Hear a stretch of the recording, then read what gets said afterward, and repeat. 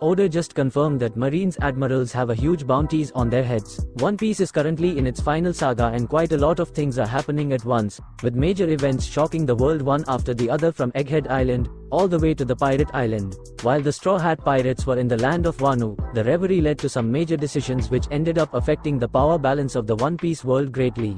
One such decision was to strip the warlords of all their powers, and this eventually led to the conception of the Cross Guild.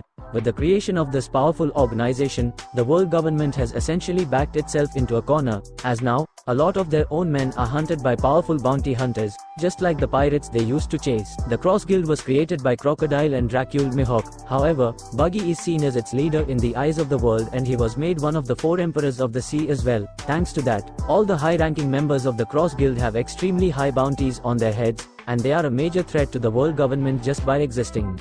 However, their own strength isn't the biggest problem that they have posed to the government. It is the fact that they have placed bounties on the heads of the Marines. For the very first time in the One Piece world, the Marines and the pirates are being hunted alike by the bounty hunters and the common people. Up until now, bounties were only issued for renowned criminals, and bounty hunters would then turn to them and capture them, turning them over to the government, either dead or alive, and gaining a reward for that. Now, the Cross Guild has employed a similar system where they place bounties on the heads of the Marines. This means that whoever manages to take down that particular Marine and turn them in, dead or alive, ends up getting massive rewards from Buggy and his organization. Every single Marine that is rather famous has a bounty put on their heads by the Cross Guild. This ranges from the likes of the Marine captains to sword members to even the Vice Admirals and the Admirals.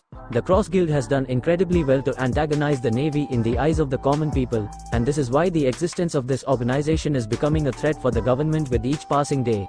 While the issuance of these bounties is a hindrance for the world government, for us, this is great as bounties always help build excitement. The strongest of the world government's Marines are, of course, the Admirals, and recently, Oda also confirmed that they have huge bounties on their heads. The Admirals are believed to be the strongest military asset of the world government. They are powerful fighters, capable of taking on even the likes of the Yonko in battle, and they have incredible devil fruit powers up their sleeve. The Admirals before the 2-year time skip of One Piece were Kuzan, Sakazuki, and Borsellino. Currently, their ranks are made up of Fujitora, Ryokugyu, and Kizaru. All the admirals possess powerful devil fruits. For instance, Kizaru has the power of the Pika Pika no Mi, which is an incredibly overpowered devil fruit that lets him turn into light as well as create and manipulate it at will. Similarly, Fujitora has a Paramesha type of devil fruit that lets him manipulate gravity, while Ryokugyu has the power to become a woodsman and turn into as well as manipulate and control woods at will. What's more, they also have tremendously overpowered haki. Being an admiral means that their haki must be absolutely refined to the highest degree. While it is unknown if the admirals wield the Supreme King haki, we do know for a fact that their observation and armament haki are of the highest tier.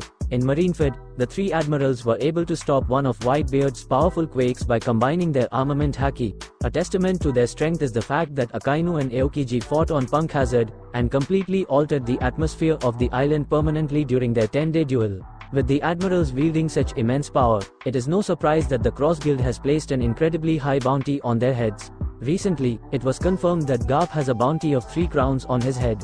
In the very same instance, it was also confirmed that every single Marine Admiral also has a 3-crown bounty on their heads. Every crown equates to a billion berries, and this means that the Admirals of the Navy have a 3 billion berry bounty on their heads each. This amount is ridiculously massive and just goes to show how valuable the Admirals are to the Navy. The Admirals are exceptionally overpowered, and their high bounties, which are comparable to that of the Yonko themselves, just goes to show that they are extremely dangerous people. For now, 3 crowns is the highest bounty that the Cross Guild has issued. However, this figure could be higher for certain characters. Garp is one character who would certainly deserve a bounty higher than 3 crowns. However, since he is very old at this point, his bounty that was issued was not all that high.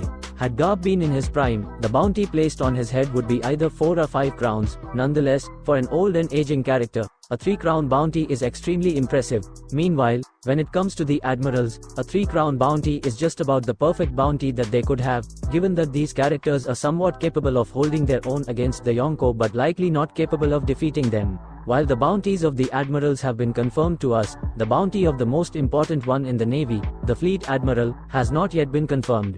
If one follows common logic, it would dictate that the Fleet Admiral has a higher bounty than the admirals. This is especially true in the case of Sakazuki, who is currently the Fleet Admiral of the Navy. Sakazuki is easily the strongest that the Navy has in their ranks at the moment, and he has earned this place through his sheer strength which he has displayed time and again, especially during the Marineford arc. He is also so much more aggressive when compared to the previous fleet admirals, as is evident from the fact that he moved the Navy base into the New World to combat the influence of the Four Emperors even better. Sakazuki is taking on the Four Emperors head on, and just for that reason, his bounty should be higher. It wouldn't be a surprise to see Sakazuki have a 4-crown bounty if one were to be revealed for him in the future of the story. At the very least, we can rest assured that it is a 3-crown bounty, but it could and should be higher. Given that One Piece is in its final saga, we will most likely see Sakazuki in action very soon, and when that happens, it would be the perfect opportunity for Oda to explore his character more, as well as deliver an intimidating bounty that has been placed on his head by the Cross Guild. And that's all for today. I hope you all enjoyed this video, and I also asked you to subscribe to help us. It will also help us to grow more, and if you like, please subscribe.